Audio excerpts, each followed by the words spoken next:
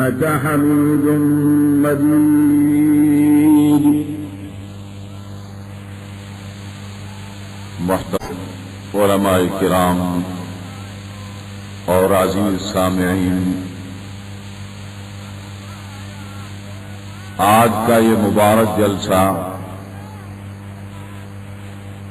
عظمت قرآن کے حوالے سے منعقد کیا گیا ہے۔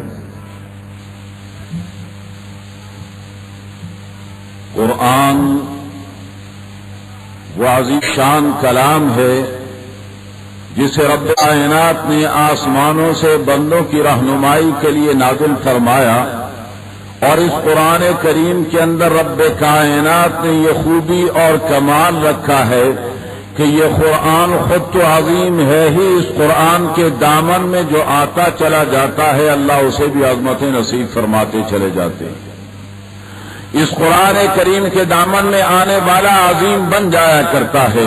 میرے دوستوں اور محترم بزرگوں، قرآن کریم کی عظمتوں کا اگر آپ نے اندازہ لگانا ہو تو اس بات سے اندازہ لگایا جا سکتا ہے کہ سرکار مدینہ سید صلی اللہ علیہ وسلم کی وہ ذات گرامی جن کے لیے رب کائنات یہ فرمائے علما خلقت الافلاک، اگر آپ نہ ہوتے تو کائنات نہ ہوتی، میں کائنات کو پیدا نہ کرتا اگر سرکار کالی کملی والے کو پیدا نہ کرنا ہوتا۔ اس کے باوجود رب کائنات نے اس قرآن کریم کی خاطر میرے نبی علیہ السلام کو مکے کے گلی کوچوں میں کانٹے آپ پر پھینکوائے گئے ہیں، اور مکے کے گلی کوچوں میں سرکار کالی کملی والے کو برا بھلا کہا گیا، گالیاں دی گئیں، آپ کے چہرہ انور کی طرف رخ کر کے بعض کمبختوں نے تھوکا ہے، اور میرے نبی کے سامنے آ کر میرے نبی کی بیٹیوں کو طلاق دی گئی ہیں۔ ذرا سوچیے اور غور کیجئے کہ وہ کملی والا نبی، عظیم الشان نبی، اس قرآن کریم کی خاطر جو مشقتیں اٹھا رہا ہے تو قرآن کتنا عظمتوں والا ہوگا۔ پھر میرے نبی علیہ السلام کو دنیا دیکھتی ہے کہ نبی کوہ صفا پر آ جاتے ہیں، انسانیت کو خطاب کرتے ہیں، اور آپ کا خطاب ہے یا ایھا الناس، اے انسانوں۔ حالانکہ میرے نبی مکہ مکرمہ میں ہیں، عرب کے علاقے میں ہیں، قریش خاندان کے اندر ہیں، وہاں خطاب ہوتا تو یہ ہوتا کہ اے قریش خاندان کے لوگوں، اے عرب کے باشندوں، اے مکہ مکرمہ کے رہنے والوں، لیکن میرے نبی عربوں کو خطاب نہیں کر رہے، قریش کو خطاب نہیں کر رہے، کے بالوں سے خطاب نہیں کر رہے، بلکہ میرے نبی کا فرمان ہے یا ایھا الناس، اے دنیا کے انسانوں۔ یہ قرآن کریم کسی مخصوص قوم کے لیے، کسی مخصوص برادری کے لیے اور مخصوص افراد کے لیے نہیں اترا، کسی مخصوص علاقے کے لوگوں کے لیے نہیں اترا، بلکہ ساری دنیائی انسانیت کے لیے اللہ نے اس قرآن کو اتارا ہے۔ اور پھر میرے نبی کا خطاب کیا ہے؟ یا ایھا الناس قولوا لا الہ الا اللہ تفلحوا، اے انسانوں لا الہ الا اللہ کہہ دو تم کامیاب و کامران ہو جاؤ گے۔ میرے نبی نے جیسے ہی یہ فرمایا ہے، یہ جملہ کہنے سے پہلے، یہ ارشاد فرمانے سے پہلے میرے نبی کو امین بھی کہا جاتا تھا، میرے نبی کو صادق بھی کہا جاتا تھا، سچے وعدے والا بھی کہا جاتا تھا، میرے نبی کو امانت دار شمار کیا جاتا تھا، اور میرے نبی کا اعزاز و اکرام کیا جاتا تھا۔ دنیا نے دیکھا ہے کہ میرے نبی اس قرآن کریم کا اعلان کرنے سے پہلے مکہ مکرمہ میں کس قدر معزز تھے، اور میرے نبی کے کس قدر احترام کیا جا رہا تھا کہ جب حجر اسود کو خانہ کعبہ کے کونے میں چننے کے لیے اور رکھنے کے لیے باہمی اختلاف ہوا ہے تو سارے عرب کے لوگوں نے اس بات پر اتفاق کر لیا تھا کہ جو فیصلہ محمد الرسول اللہ کریں گے وہ فیصلہ ہمیں منظور ہوگا اور قبول ہوگا۔ جس فیصلے کے نتیجے کے اندر تلواریں نیاموں کے اندر چلی گئی تھی اور سینکڑوں انسانوں کی لاشیں تڑپنے سے بچ گئی تھی اور خون کی ندیاں بہنے سے بچ گئی تھی، یہ فیصلہ کرنے والے میرے نبی محمد عربی صلی اللہ تعالی علیہ وسلم تھے۔ آپ کا یہ اعزاز و اکرام تھا عرب قوم کے اندر، لیکن میرے نبی نے جیسے ہی یہ ارشاد فرمایا ہے، آپ کا چچا آگے بڑھتا ہے اور آگے بڑھ کر کے کیا کہتا ہے؟ تبا لک یا محمد الہذا جماعتنا، تو ہلاک ہو جائے اور تباہ و برباد ہو جائے اے میرے بھتیجے، اے محمد، کیا تو نے ہمیں اسی مقصد کے لیے جمع کیا تھا کہ اس قرآن کی بات کرے گا، توحید کی بات کرے گا، کلمہ وحدت کی بات کرے گا؟ جس جیسے ہی ابو لہب کی زبان سے یہ گستاخانہ جملہ ادا ہوا ہے تو رب کائنات نے فرمایا کہ میرے نبی آپ کو جو برا بھلا کہا جا رہا ہے تو میرے قرآن کی وجہ سے کہا جا رہا ہے. قد نعلم انه لا يحزنك الذي يقولون فانهم لا يكذبونك ولكن الظالمين بآيات الله يجحدون. میرے نبی یہ آپ کی شان میں جو گستاخیاں کرتے ہیں، آپ کے خلاف جو بکواسات کرتے ہیں، اس کی وجہ سے آپ کو تکلیف ضرور ہوتی ہے، ہم جانتے ہیں. قد نعلم انه لا يحزنك الذي يقولون، ہم جانتے ہیں کہ یہ جو باتیں آپ سے کرتے ہیں تو اس کے نتیجے میں آپ غمگین ہوتے ہیں، آپ کی طبیعت پہ اثر ہوتا ہے، آپ کا دل دکھتا ہے، لیکن میرے نبی یہ آپ کا انکار تو کرتے ہی نہیں. فإنهم لا يكذبونك، میرے نبی آپ کو نہیں جھٹلاتے، آپ کو تو امین اور صادق سمجھتے ہیں، آپ کو تو عظمت و بارہ جانتے ہیں. اصل بات یہ ہے ولكن الظالمين بآيات الله يجحدون، یہ ظالم در حقیقت قرآن کے منکر ہیں، اللہ کی آیتوں کے منکر ہیں، اس بنا پر یہ آپ کی شان میں گستاخیاں کر رہے ہیں. لہذا عدل اور انتقام لینے کی کوئی ضرورت نہیں. میں رب آسمانوں سے اعلان کر رہا ہوں تبت یدا ابی لہب وتب، جو بدبخت اور ملعون آپ کی شان میں گستاخی کرے اور آپ کے لیے یہ کہے کہ آپ ہلاک ہو جائیں، میں رب اس کی ہلاکت کا اعلان کر رہا ہوں. پھر دنیا نے دیکھا وہ ابو لہب جو مکہ مکرمہ کا معزز تھا، مکہ مکرمہ کا سربراہ اور سردار جانا جاتا اور سمجھا جاتا تھا، اسے طاعون کی بیماری لگی ہے اور اس طاعون کی بیماری کے نتیجے کے اندر صورتحال یہ ہوئی ہے کہ قوم چھوڑ دیا، علاقے والوں نے چھوڑ دیا، شہر والوں نے چھوڑ دیا، اور آخر وہ وقت آیا کہ اس کی وہ بیوی جو اس کے کہنے پر اللہ کے نبی کی شان میں گستاخیاں کیا کرتی تھی، اس بیوی نے بھی اس کا ساتھ چھوڑ دیا، اس کی اولاد نے بھی اس کا ساتھ چھوڑ دیا، اور آخر تنگ آ کر کے اسے اٹھا کر مکہ مکرمہ کے مضافات کے اندر لے جا کر کے پھینک کر کے آ گئے، اور وہیں پر وہ تڑپ تڑپ کر گیا، اور اللہ نے اسے ایسا ذلیل اور رسوا کیا کہ اس کی لاش کو کوئی ہاتھ لگانے کے لیے تیار نہیں تھا. پتھر مار مار کے اور ڈنڈوں کے ساتھ اس کی لاش کو دھکیل دھکیل کر ایک گڑھے کی طرف پھینکا اور کتے کی طرح سے اس پر مٹی ڈال کر کے اسے چھپا دیا گیا. دنیا نے بتا دیا کہ قرآن کی وجہ سے جو سرکار کالی کملی والے سے دشمنی کرنے والا ہے، اللہ اسے کس طریقے پر دنیا کے اندر ہی ذلیل و خوار کر کے دکھایا کرتے ہیں. میرے دوستوں میں یہ عرض کر رہا ہوں کہ قرآن کی عظمتوں کا اگر پوچھتے ہو تو سرکار کالی کملی والے کی سیرت کو دیکھ لو. میرے نبی اسی قرآن کا پیغام لے کر کے جاتے ہیں. کہاں جا رہے ہیں؟ میرے نبی طائف کے میدان میں پہنچ جاتے ہیں، اور طائف پہ جانے کے بعد طائف کے سرداروں سے ملاقاتیں کرتے ہیں اور ان سے کہتے ہیں کہ اللہ نے مجھے نبی بنایا. انہوں نے پوچھا کہ نبی بنانے کا مطلب کیا ہے؟ تو میرے نبی نے کیا بتایا؟ میرے نبی نے بتایا کہ اللہ نے مجھے قرآن دیا ہے، مجھ پر اللہ نے کتاب کو نازل فرمایا ہے، اور اس قرآن کو انسانیت کی رہنمائی کے لیے لے کر کے آیا ہوں. تو وہاں کی طائف کے سرداروں نے حضور علیہ الصلوۃ والسلام کو اپنے بنگلوں سے نکال دیا، اپنی کوٹھیوں سے نکال دیا اور اپنے محلات سے نکال دیا. میرے نبی علیہ الصلوۃ والسلام عوام الناس میں آ جاتے ہیں اور عوام الناس کو آ کر کے اللہ کا قرآن سناتے ہیں، اپنی نبوت کا اعلان کرتے ہیں. وہ سردار نکل آئے اور لوگوں کو اللہ کے نبی کے خلاف کر دیتے ہیں.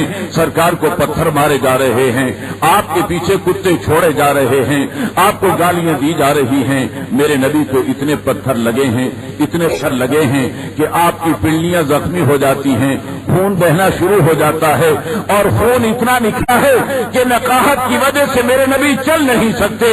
آرام لینے کے لیے جیسے ہی بیٹھتے ہیں تو بدبخت آتے ہیں. میرے نبی کو کھڑا کرنے کے بعد پھر پتھر مارنے شروع کر دیے جاتے ہیں. حضور علیہ الصلوۃ والسلام یہ ساری تکلیفیں اللہ کا قرآن سنانے کے لیے برداشت کر رہے ہیں. ورنہ اس قرآن کریم کے نزول سے پہلے مشرکین مکہ نے میرے نبی علیہ الصلوۃ والسلام سے یہ مطالبہ کیا تھا کہ اے محمد آپ یہ قرآن سنانا چھوڑ دیجئے، ہماری قوم نے یہ فیصلہ کر لیا ہے، اگر آپ حکمران بننا چاہتے ہیں ملکنا کا علینا، ہم آپ کو اپنا حکمران ماننے کے لیے تیار ہیں. اگر آپ پیسہ چاہتے ہیں تو ہم دنیا کا مال و دولت اکٹھا کر کے آپ کے قدموں میں نچھاور کرنے کے لیے تیار ہیں. اگر آپ شادیوں کے خواہش مند ہیں اور عورتوں کے ساتھ معاذ اللہ عیاشی عیاشی کرنا چاہتے ہیں تو ہم عورتیں آپ کے قدموں میں لا کر چلنے کے لیے تیار ہیں، لیکن آپ کو قرآن سنانا چھوڑنا پڑے گا۔ میرے نبی علیہ الصلوۃ والسلام نے اس کے جواب کے اندر کیا ارشاد فرمایا ہے؟ ایک شاعر نے خوبصورت انداز میں اسے نقل کیا ہے، ارے میرے ہاتھوں پہ لا کر چاند سورج بھی اگر رکھ دو، میرے پاؤں تلے روئے زمین کا مارو گر رکھ دو، جفاؤ دور کی آندھی چلے طوفان آ جائیں اور مٹانے کو میرے شداد اور حامان آ جائیں، میں مٹانے کو میرے شداد اور حامان آ جائیں۔ میرے نبی علیہ الصلوۃ والسلام کیا جواب دیتے ہیں؟ مجھے اللہ نے یہ پیغام دیا ہے، مجھے اللہ نے یہ حکم دیا ہے، اللہ کا قرآن مجھے پڑھ کر کے سناتے رہنا ہے۔ اس بنا پر مجھے یہ قرآن کریم انسانیت کے سامنے بیان کرنا ہے، یہ کلمہ حق بیان کرنا ہے، میں اس کے بیان کرنے سے کبھی باز نہیں آ سکتا۔ میرے نبی نے اقتدار کو لات مار دی، میرے نبی نے مال و دولت کو لات مار دی اور دنیا کی عیاشی کو ٹھکرا دیا، لیکن قرآن کریم کو اپنے سینے سے لگا کر کے رکھا، اپنے سر کا تاج بنا کر کے میرے نبی علیہ الصلوۃ والسلام نے رکھا۔ میرے دوستوں، میں یاد کر رہا ہوں کہ سرکار کالی کملی والے کی حیثیت کیا تھی۔ اللہ رب العزت کی نگاہ کے اندر احادیث کے اندر آتا ہے کہ میرے نبی جب چلا کرتے تھے تو رب کو تو یہ بھی پسند نہیں ہوتا تھا کہ سورج کی براہ راست شعائیں میرے نبی پر آ کر کے پڑیں، بادل آ جاتے تھے، میرے نبی پر سایہ کر دیا کرتے تھے۔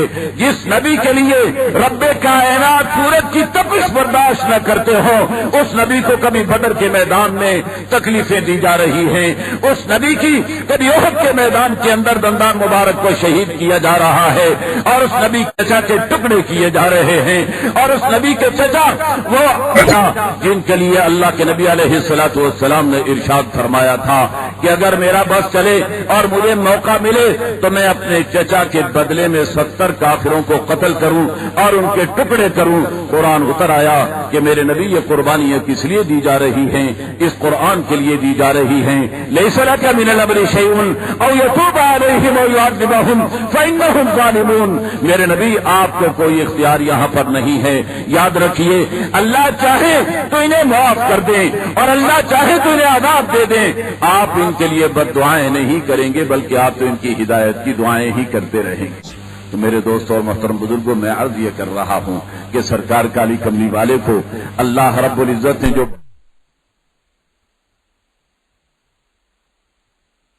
جو بلندیاں، جو رفعتیں نصیب فرمائی تھی، ان رفعتوں کے باوجود اس قرآن کریم کی خاطر نبی علیہ الصلوۃ والسلام کو کہاں تکلیفیں اٹھانی پڑی ہیں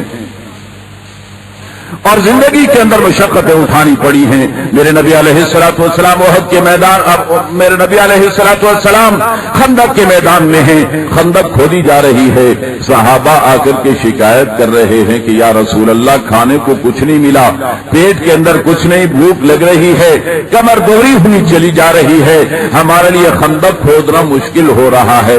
تو میرے نبی علیہ الصلوۃ والسلام اپنے بطن مبارک سے، اپنے پیٹ مبارک سے کپڑا ہٹا کر کے دکھا دیتے ہیں کہ اگر تم نے ایک پتھر بھوک کی وجہ سے باندھا ہے تو محمد نے 2 پتھر باندھے ہوئے ہیں۔ یہ محمد قرآن کی خاطر بھوک کو برداشت کر رہا ہے، پیاس کو برداشت کر رہا ہے صلی اللہ تعالی علیہ وسلم، اور زخموں کو برداشت کر رہا ہے۔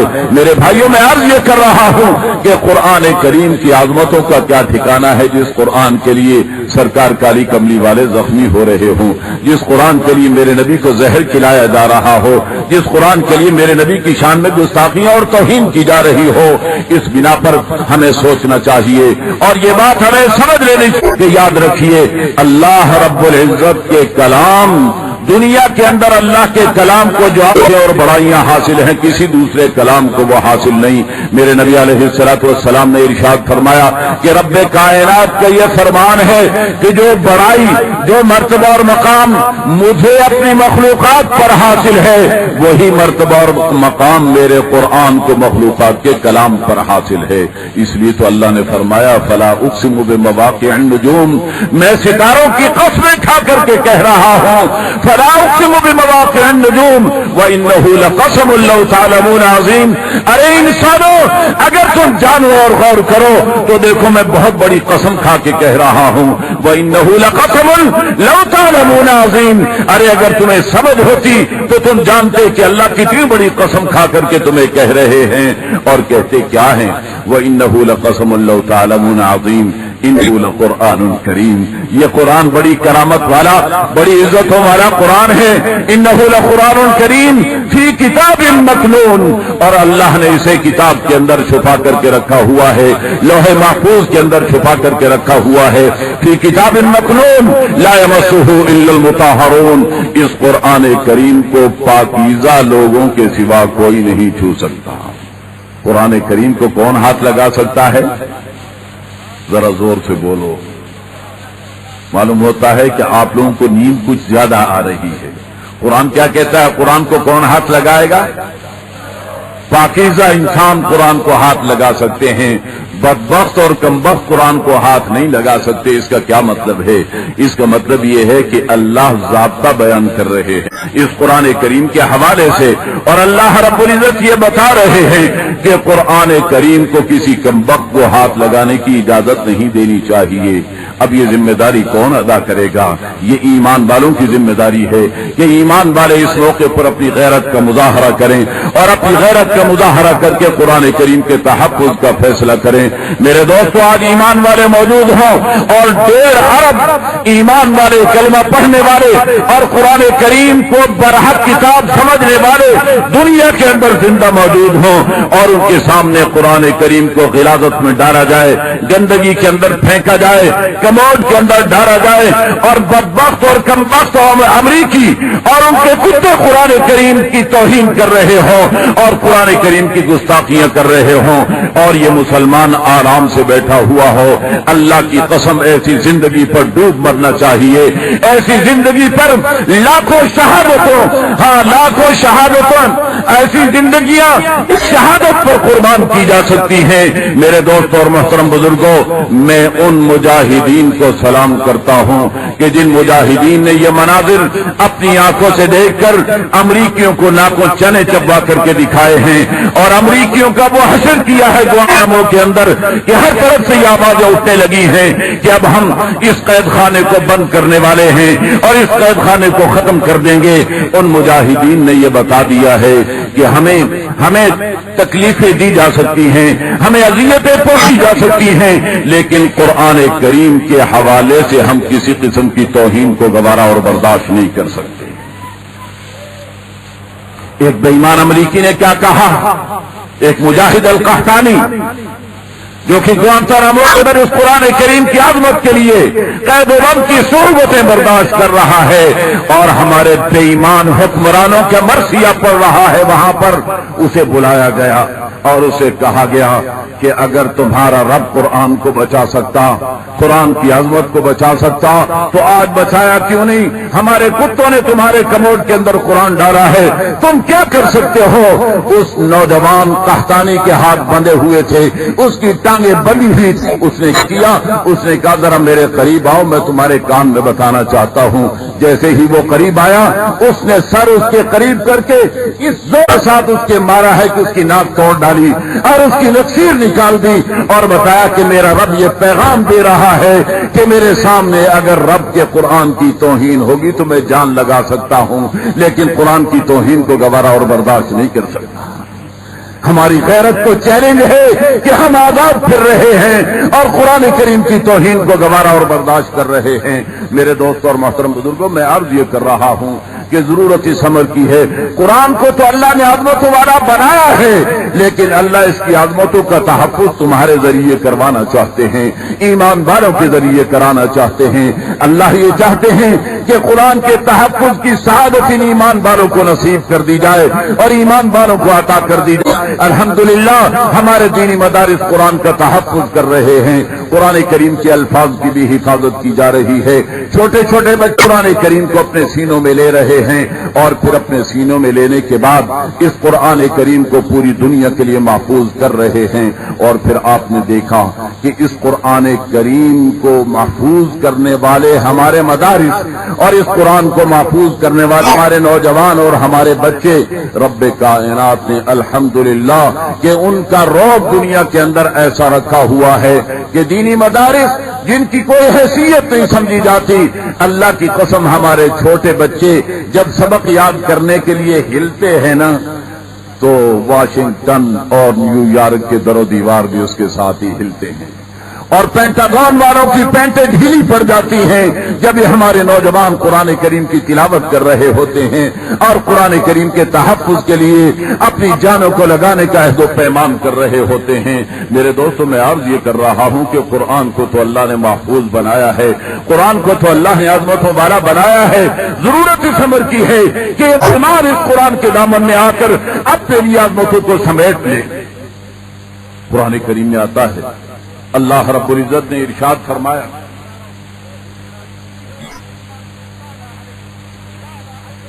وَإِنَّا لَهُ لَحَافِظُونَ، ہم نے ہی قرآن کریم کو نازل کیا ہے اور ہم ہی اس قرآن کریم کی حفاظت کرنے والے ہیں. اللہ رب العزت نے یہ جو قرآن کریم کی حفاظت کا واشگاف الفاظ میں اعلان کر رکھا ہے، میرے نبی علیہ الصلوۃ والسلام نے ارشاد فرمایا کہ اگر یہ قرآن کریم کسی چمڑے پہ لکھا جائے اور لکھے جانے کے بعد اسے آگ کے اندر ڈال دیا جائے تو چمڑا تو جل سکتا ہے لیکن قرآن کریم کے الفاظ کبھی نہیں جلیں گے. یہ اللہ رب العزت نے اس بات کا وعدہ فرما رکھا ہے. محدثین کرام فرماتے ہیں ایک تو اس کا مطلب یہ ہے کہ جس سینے کے اندر چمڑے میں ہونے کا مطلب یہ ہے کہ جس انسان کے دل پر یہ قرآن نقش ہو جائے وہ کسی گناہ کی وجہ سے جہنم میں ڈالا بھی گیا تو قرآن کی برکت سے اس کے جسم کو آگ جلا نہیں سکے گی، اس کے جسم کی حفاظت آگ کرے گی اور آگ اس کے جسم کو محفوظ رکھے گی. اور دوسرا مطلب اس کا یہ بھی ہے کہ رب کائنات معجزے کے طور پر بعض اوقات اس بات کا اظہار فرما دیا کرتے ہیں کہ دنیا کی آگ میں بھی اگر قرآن ڈالا گیا ہو تو وہ بھی جلنے سے محفوظ ہو جاتا ہے. اور بہت سے مقامات پر آپ نے یہ سنا ہوگا، ابھی یہ سونامی کا طوفان آیا تھا، اخبارات کے اندر یہ باتیں آئی ہیں کہ وہ ہر طرف تباہی پھیلاتا چلا گیا لیکن جہاں قرآن کریم رکھا ہوا تھا وہ محفوظ رہا اور وہ قرآن کریم اس طوفان کی نظر ہونے سے بچ گیا اور اللہ نے اس کی بھی حفاظت فرما لی. لیکن بعض اوقات ایسا بھی ہوتا ہے کہ انسانوں کے گناہوں کی وجہ سے، انسانوں کی بدکاریوں کی وجہ سے قرآن کریم کے الفاظ آگ میں جل بھی جاتے ہیں.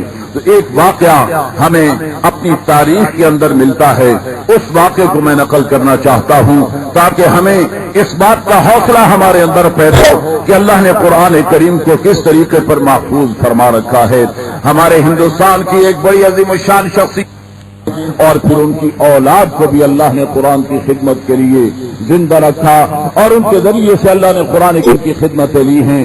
تو حضرت شاہ ولی اللہ محدث دہلوی رحمۃ اللہ تعالی علیہ کے بڑے صاحبزادے حضرت شاہ عبدالعزیز محدث دہلوی رحمۃ اللہ تعالی علیہ، ان کا واقعہ سوانح نگاروں نے لکھا ہے کہ حضرت شاہ عبدالعزیز دہلی کے اندر رہا کرتے تھے اور شاہ جہاں مسجد دہلی کے خطیب اور امام تھے اور وہاں پر رہا کرتے تھے. تو وہاں ایک واقعہ یہ پیش آیا کہ اس دور کے اندر ایک پادری آیا انگلستان میں. جس طریقے پر آج قرآن کریم کے حوالے سے دشمنان اسلام اور اہل باطل ہمارے جذبات سے کھیلنا چاہتے ہیں اور ہمارے جذبات سے کھیل کر کے اور ہمیں دل آزاری ہماری کرنا چاہتے ہیں. ان کا کہنا یہ ہے کہ ہم قرآن کی توہین اس لیے کرتے ہیں کہ مسلمانوں کی دل آزاری ہوتی ہے، مسلمانوں کو ٹارچر کرنے کے لیے ہم یہ حرکتیں کرتے ہیں. تو میں بتانا یہ چاہتا ہوں کہ جس طرح آج کے یہ کمبخت بے ایمان قرآن کریم کی توہین کر رہے ہیں، اس طریقے پر انگریزوں نے بھی یہی انداز اختیار کیا تھا اور ہر دور کے باطل کا یہی انداز رہا ہے کہ وہ قرآن کریم کی شان میں گستاخیاں اور قرآن کریم کی شان میں توہین کرتے رہے ہیں. تو ایک پادری، ابھی انگریزوں کی ابتدا ہو رہی تھی ہندوستان کے اندر، تو ایک پادری ہندوستان میں آتا ہے اور وہ اپنے ساتھ اپنی انجیل لے کر کے آتا ہے اور انجیل کے صفحات پر انجیل کے جو اوراق تھے ان اوراق پر اس نے فائر پروف مسالہ لگا دیا، کیمیکل لگا دیا، ایسا کیمیکل لگا دیا کہ جس کی وجہ سے آگ اس کے اوراق کو جلا نہیں سکتی تھی، اس کے کاغذوں کو جلا نہیں سکتی تھی۔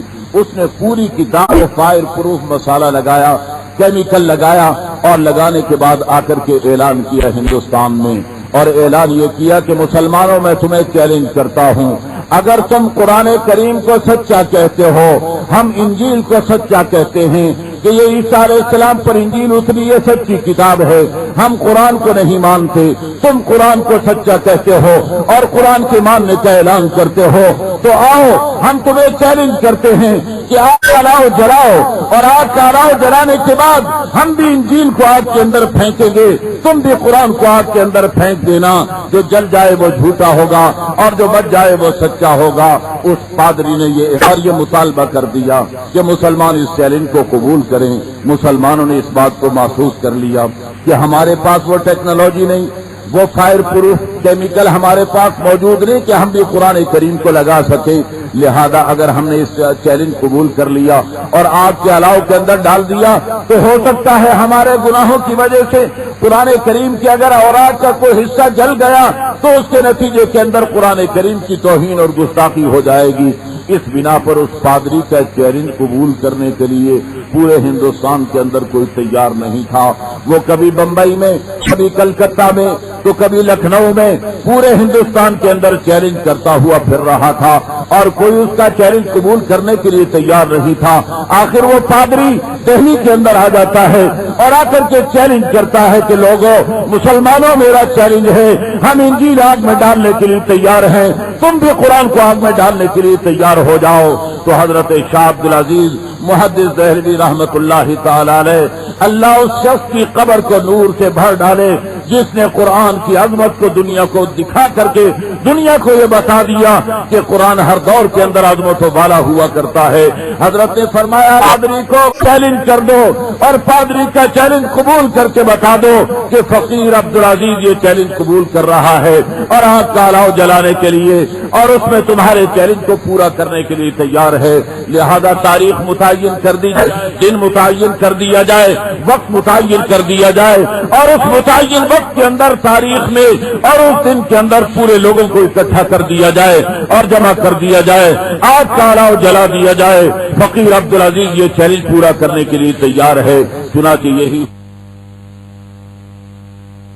میں تمہارے چیلنج کو پورا کرنے کے لیے تیار ہے، لہذا تاریخ متعین کر دی جائے، دن متعین کر دیا جائے، وقت متعین کر دیا جائے، اور اس متعین وقت کے اندر تاریخ میں اور اس دن کے اندر پورے لوگوں کو اکٹھا کر دیا جائے اور جمع کر دیا جائے، آگ کا الاؤ جلا دیا جائے۔ فقیر عبدالعزیز یہ چیلنج پورا کرنے کے لیے تیار ہے۔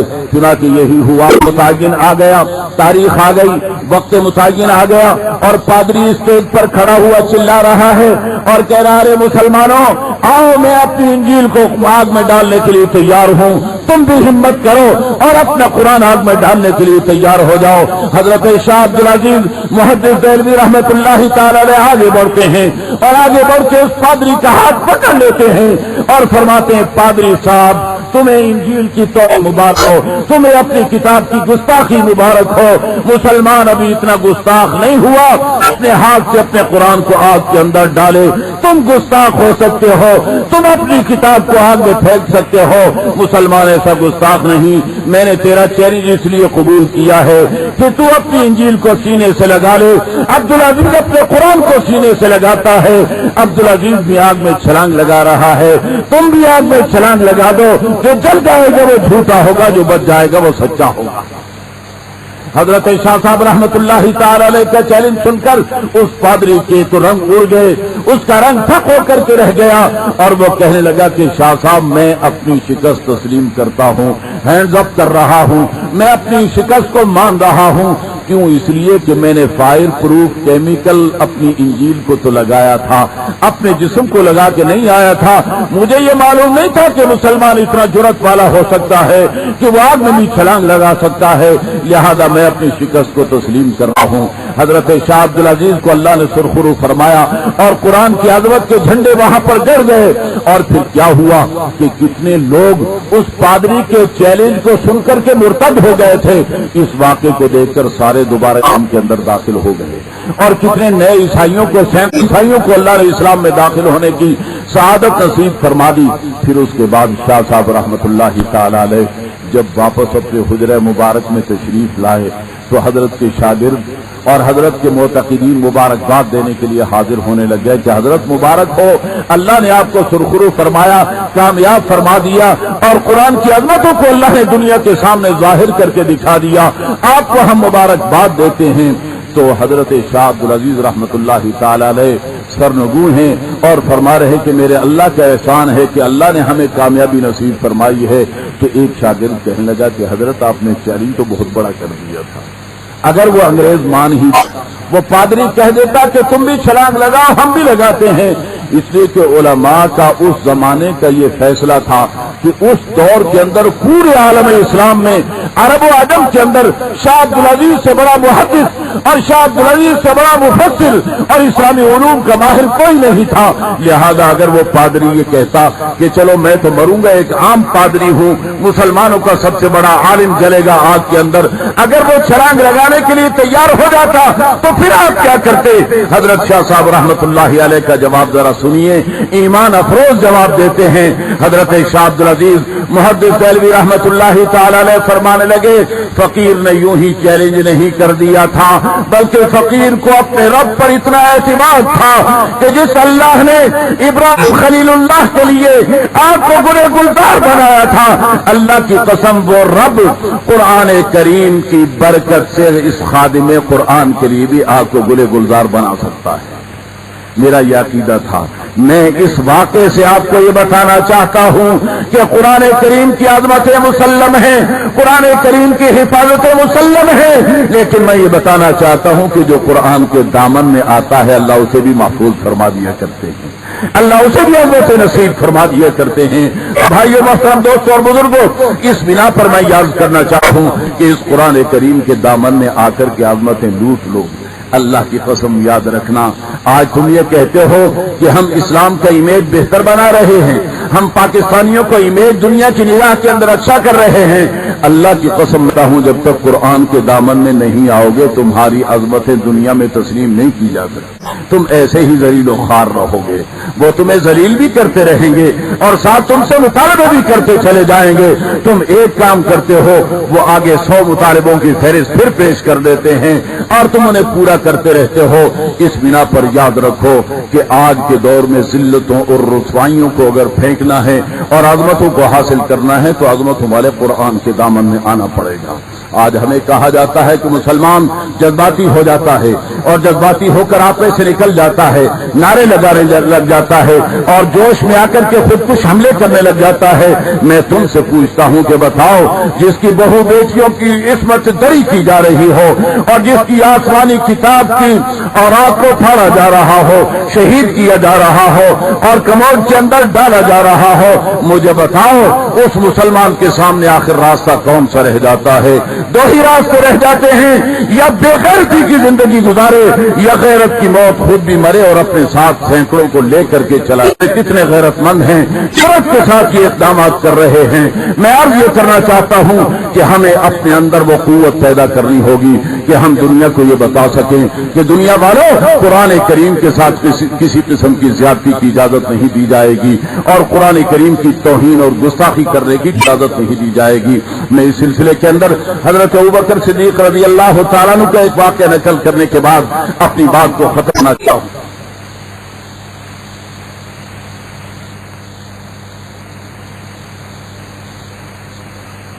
اس واقعے سے ہمیں یہ سبق ملے گا کہ ایسے موقع پر اور ایسے حالات میں جن حالات میں اسلامی مقدسات کی توہین کی جا رہی ہو اور شان شخصیات کی توہین کی جا رہی ہو تو ایسے حالات میں مسلمان کا کردار کیا ہونا چاہیے، مسلمان کا طریقہ کار کیا ہونا چاہیے. حضرت ابوبکر صدیق رضی اللہ تعالیٰ عنہ تشریف لے جا رہے ہیں. آپ نے دیکھا کہ ایک یہودی اپنے چند یہودیوں کے ساتھ بیٹھا ہوا ہے اور بیٹھے ہوئے کیا کر رہا ہے؟ تعالیٰ کی شان میں گستاخیاں کر رہا ہے۔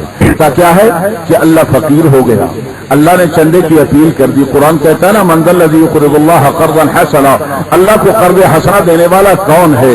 تو بے ایمان یہودی کیا کہتا ہے؟ کہنے لگا جو قرضہ مانگے وہ غریب ہوتا ہے اور جو قرضہ دے وہ امیر ہوتا ہے، مانگنے والا غریب ہے اور دینے والا امیر ہے، لہذا ہم غنی اور امیر ہے اور مسلمانوں کا اللہ بڑا غریب ہے، تبھی تو وہ قرضوں کے مطالبے کر رہا ہے اور لوگوں سے چندے مانگ رہا ہے۔ حضرت ابوبکر صدیق رضی اللہ عنہ نے جیسے ہی یہ بات سنی آگے بڑھے اور آگے بڑھ کر اس بے ایمان سے کہنے لگے کہ کیا بات ہے، کیا کہہ رہے ہو؟ اس یہودی کا نام ہے فنحاس، تفسیر کی کتابوں میں یہ واقعہ لکھا ہوا ہے۔ اس بے ایمان سے کہا تم نے کیا کہا؟ ذرا بولو تو صحیح، تم نے کیا کہا ہے؟ وہ کہنے لگا کہ میں نے یہ کہا ہے کہ جو مانگتا ہے وہ غریب ہوتا ہے اور جو دیتا ہے وہ امیر ہوتا ہے، تمہارا رب مانگتا ہے وہ فقیر ہے نعوذ باللہ، اور ہم دے رہے ہیں، ہم امیر اور غنی ہیں۔ تو حضرت ابوبکر صدیق رضی اللہ عنہ آگے بڑھے، انہوں نے نہ آؤ دیکھا نہ تاؤ دیکھا اور ایک زناٹے دار تھپڑ اس کے منہ پر رسید کیا۔ وہ چلانے لگا، رونے لگا، شور مچانے لگا کہ القاعدہ والے آ گئے، دہشت گرد آ گئے اور انہوں نے دہشت گردی کر دی اور ہمیں مارا ہے اور پیٹا ہے۔ اس بے ایمان کو یہ سمجھ میں نہیں آیا کہ تو نے گستاخی کی ہے، تو نے توہین کی ہے، تیرا جواب یہی ہو سکتا تھا، لیکن اس نے اپنے طور پر چلانا اور شور مچانا شروع کر دیا اور بھاگتا دوڑتا ہوا اپنے ساتھیوں کو لے کر اللہ کے نبی کی خدمت میں حاضر ہو گیا اور آ کر کے کہا کہ اے محمد صلی اللہ تعالی علیہ وسلم، آپ کے ساتھی ابوبکر نے مجھے مارا ہے۔ ابوبکر جیسا رقیق القلب انسان، نرم دل انسان، جو دوسروں کے دکھ درد کو دیکھ کر برداشت نہ کر سکتا ہو، وہ بھلا دوسرے کو تکلیف کیسے دے سکتا تھا؟ لہذا اللہ کے نبی نے فرمایا کہ نہیں نہیں، میرا ابوبکر ایسا نہیں کر سکتا۔ رب نے قرآن میں رحماء بینہم کہہ کر کے اس کی رحم دلی کی تعریف فرمائی ہے۔ ابوبکر تھپڑ نہیں مار سکتا، صحابہ نے بھی کہا کہ جی وہ تھپڑ نہیں مار سکتا، لیکن وہ بے ایمان کہنے لگا دیکھیں یہ میرے ساتھ میرے ساتھی ہیں، یہ گواہی دیتے ہیں کہ ابوبکر نے تھپڑ مارا ہے۔ چنانچہ یہودیوں نے گواہی دی کہ ابوبکر نے اس کے منہ پہ تھپڑ مارا ہے۔ اتنے میں حضرت ابوبکر بھی پہنچ گئے۔ جیسے ہی پہنچے اللہ کے نبی نے فرمایا کہ ابوبکر یہ کیا کہہ رہا ہے؟ یہ کہتا ہے کہ تم نے اس کے تھپڑ مارا ہے۔ حضرت ابوبکر نے کہا کہ یا رسول اللہ بالکل صحیح کہتا ہے، میں نے واقعی تھپڑ مارا ہے، مجھے کوئی انکار نہیں ہے۔ تو حضرت حضور علیہ الصلوۃ والسلام نے فرمایا کہ کیا وجہ تھی تھپڑ مارا ہے؟ حضرت ابوبکر نے کہا کہ یا رسول اللہ میرے رب کی شان میں گستاخی کر رہا تھا، میرے اللہ کی توہین کر رہا تھا اور کہہ رہا تھا کہ اللہ فقیر ہے اور میں مالدار اور غنی ہوں، اس بنا پر میری ایمانی غیرت نے گوارا نہ کیا، میں نے آگے بڑھ کر کے اس کے تھپڑ مارا ہے۔ تو بے ایمان کیا کہنے لگا؟ کہتا ہے کہ جی نہیں نہیں، یہ جھوٹ بولتا ہے، ہم نے کوئی توہین نہیں کی، ہم نے کوئی گستاخی نہیں کی۔ اور اس کے ساتھی بھی کہنے لگے جی یہ جھوٹ بولتا ہے، کوئی گستاخی اور توہین نہیں کی گئی ہے۔ اب مسئلہ ہو گیا، اس بات کو ثابت ہوا، اور یہ بے ایمان ہر دور کے اندر یہی کرتے ہیں، پہلے گستاخیاں کرتے ہیں، توہینیں کرتے ہیں، پھر بعد میں کہتے ہیں جی ہم نے تحقیقات کر لی ہیں، کوئی ایسی توہین نہیں کی گئی ہے اور کوئی اس قسم کی گستاخی نہیں ہوئی ہے، یہ مسلمان جھوٹ بول رہے ہیں۔ قاعدہ والے اپنے ممبروں کو سکھاتے ہیں اور سکھا کر کے بھیجتے ہیں تاکہ وہ ہمارے بارے میں جھوٹ نشر کر کے ہمارے خلاف نفرتیں پیدا کریں۔ میں نے کہا کہ جھوٹ سے نفرتیں پیدا نہیں ہوا کرتی، تم بے ایمانو جو اللہ اور اس کے رسول کی گستاخیاں کرتے ہو، اللہ کے قرآن کی گستاخیاں کرتے ہو۔ اللہ کا قرآن اللہ کا کلام ہے اور اللہ کا کلام اللہ کی صفت ہوا کرتا ہے، لہذا قرآن کی توہین در حقیقت اللہ کی توہین ہے۔ کسی کی صفات کی توہین کرنا اس ذات کی توہین کے مترادف ہوا کرتا ہے۔ تو حضرت ابوبکر صدیق رضی اللہ عنہ نے کہا کہ یا رسول اللہ یہ بے ایمان سارے یہودی اس وقت موجود تھے، کوئی ایمان والا موجود نہیں تھا، لہذا میری گواہی دینے والا میرے علاوہ کوئی نہیں ہے۔ ہاں میرا رب دیکھ رہا تھا، میرا رب ہی میری گواہی دے گا۔ تو اس میں اللہ نے جبریل علیہ السلام کو بھیج دیا کہ جبریل جانا ذرا جلدی کر، میرے ابوبکر کو ثبوت کی ضرورت پیش آ گئی ہے، لہذا ابوبکر کے اس مقدمے کے اندر گواہی دینے کے لیے تجھے جانا پڑے گا۔ جبریل امین آ گئے اور قرآن لے کر کے آ گئے، لقد سمع اللہ قول الذین قالوا ان اللہ فقیر वनहनु अगनिया। अल्लाह फरमाते हम ने तो सुन लिया, दुनिया में किसी ने सुना हो या न हो, हमने सुन लिया है इस बेईमान की इस बात को जब ये कह रहा था कि अल्लाह फकीर है और हम मालदार हैं। अल्लाह फरमाते हमने सुन लिया और याद रखो हमने लिख लिया है। दुनिया के अंदर तो अबू बकर के हाथों से इसको थप्पड़ मरवाया है और इसको सजा दिलाई है, लेकिन जब कल क़यामत का दिन होगा नक़ूलु ज़ूक़ू अज़ाबल हरीक़, हमने लिख लिया है और हम इसे कहेंगे कि आग का अज़ाब चख लो, ये तुम्हारे लिए हमने तैयार किया हुआ है। और फिर अल्लाह ने एक ज़ाब्ता बता दिया। अल्लाह फरमाते वक़त्लहुमुल अंबिया बिग़ैरि हक़, इन लोगों ने नबियों को कत्ल किया। अरे जो अंबिया के कातिल हों उनसे तुम किस चीज की तवक्को रख सकते हो? हमारे सदर साहब भी और हमारे वजीर आजम साहब भी और हमारी हुक्मरान जमात भी अमेरिका के सामने हाथ जोड़ के खड़े हुए कह रहे हैं जी आप तहकीकात करें और इन मुजरिमों को करार बाकी सजा दें। मैं तुमसे पूछता हूं, अल्लाह फरमाते हैं कि जो नबियों को कत्ल करने से बाज ना आते हो उनसे तुम किस खैर की तवक्को रखते हो? तुम किस अदल इंसाफ की तवक्को इन बेईमानों से? लिहाजा इन बेईमानों से किसी अदल इंसाफ की तवक्को नहीं, हम इनसे किसी तहकीक का मुतालबा नहीं करते। अगर तहकीक करनी ही है तो हम ये कहते हैं कि उन बेईमानों को मुसलमान उलमा मुफ्ती हजरात की कौंसिल के हवाले किया जाए, मुफ्तियाने किराम की एक कौंसिल बनाई जाए और उसके हवाले इन बेईमानों को किया जाए ताकि उनके केस की तहकीकात की जाए और साबित होने के नतीजे के अंदर उन्हें फांसी लगा करके और मुसलमानों की गैरत को और मुसलमान गैरत को सुकून दिया जाए और मुसलमानों के अंदर जो नफरत के जज्बात बढ़ रहे हैं नफरत के जज्बात को कम किया जा सके। बार सूरत मेरे भाइयों, मैंने याद किया कि अल्लाह ने कुरान को आज़मतों वाला बनाया है और इस कुरान की आज़मतों का मुहाफिज अल्लाह ने मुसलमानों को बनाया है। लिहाजा हमारी जिम्मेदारी बनती है कि हम इस कुरान करीम की आज़मतों का तहफ़्फ़ुज़ करें। अल्हम्दुलिल्लाह हमारे दीनी मदारिस और मसाजिद के अंदर कुरान करीम की खिदमत जारी और सारी है और यही वजह से अल्लाह इन दीनी मदारिस को चला रहे हैं।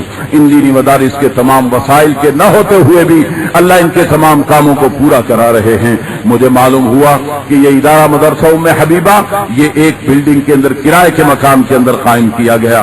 कर लेते हैं, मेरे नबी अलैहिस्सलातु वस्सलाम ने इरशाद फरमाया मन क़रअल कुरान वस्तज़हरहु फअहल्ल हलालहु व हर्रम हरामा, जो कुरान करीम को पढ़े और उसे जुबानी याद कर ले फिर कुरान करीम की जायज बातों पर अमल करे और कुरान करीम ने जिन बातों को नाजायज करार दे दिया उनको छोड़ दे तो अल्लाह रब्बुल इज्जत का फैसला ये है अदखलहुल्लाहुल जन्ना, अल्लाह उस हाफिज कुरान को जो कुरान के मुताबिक अमल करने वाला होगा जन्नत में दाखिल फरमाएंगे। व शफ़ाअहु फी अशरतिन मिन अक़रबाई कुल्लुहुम क़द वजबत लहुमुन नार, और उसके रिश्तेदारों में 10 ऐसे अफराद के बारे में उसकी शफाअत को कबूल फरमाएंगे कि जिनके बारे में जहन्नम वाजिब हो चुकी होगी। हाफिज कुरान के कहने से अल्लाह उनको जहन्नम से निकाल कर जन्नत में दाखिल फरमा देंगे। इस बिना पर मेरे भाइयों हर मुसलमान को चाहिए कि वो कुरान करीम को अपने सीने में महफूज करें। मेरे नबी अलैहिस्सलातु वस्सलाम ने इरशाद कि जिस सीने के अंदर कुरान करीम का कोई हिस्सा न पाया जाता हो कल बैतिल खरिब, वो वीरान घराने की तरह से है। और मेरे नबी ने इरशाद फरमाया मेरा दिल ये चाहता है कि मेरी उम्मत के हर फर्द के सीने में सूरह यासीन मौजूद हो। लिहाजा इस मुबारक मजलिस के शुरका से मैं दरखास्त करूंगा कि मेरे नबी ने जो ये सुन्ना फरमाई और सुन्ना की कि मेरी उम्मत का हर फर्द सूरह यासीन का हाफिज होना चाहिए, आज ये फैसला कीजिए कि हम इंशाअल्लाह सूरह यासीन को हिफ्ज़ भी करेंगे और पूरे कुरान करीम के मुताबिक अमल करने की कोशिश भी करेंगे और इन दीनी इदारों और दीनी मदारिस के साथ मुकम्मल ताअवुन भी करेंगे। अल्लाह हम सबको सही अमल करने की तौफीक मरहमत फरमाएं। व आखिर दावाना अनिल हम्दुलिल्लाहि रब्बिल आलमीन।